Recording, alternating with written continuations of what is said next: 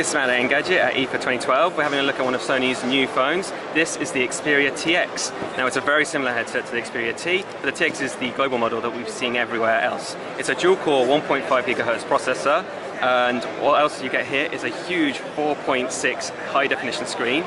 As it's quite similar to the XPERIA S we played with last year. It's a little bit patchy on the performance front. As you can see here, we've got a very similar Sony-styled smartphone skin on the top of Android ice cream sandwich. There's multitasking here as well, so we can jump into any other apps. Unfortunately, there isn't very good connectivity here, so we couldn't really test out the browser all that much. You also have a selection of Sony's own brand apps. This is obviously their Walkman music app. There's a bit of Dave Brubecker. Hopefully we can play that. Yeah, you can't really hear that in the madness of this evening. If we scroll along, it's looking pretty similar to the 2011 models and the more recent Xperia P and U and S. Let's take a look at the hardware.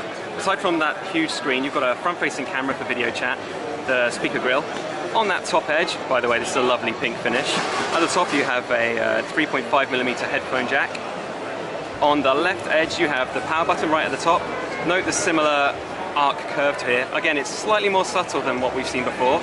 You have a lovely little hole here for your Japanese mobile phone charm, and along the bottom edge it's all but bare, aside from the primary mic. And on the final side we have a volume rocker, again in a lovely hot pink, and the camera button, which is a two-stage affair.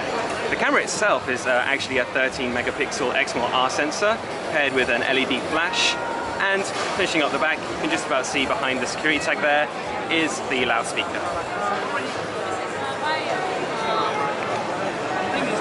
Anyway, this is Sony's XPERIA TX, again very similar to the XPERIA T. Check out Engadget.com for our full hands-on.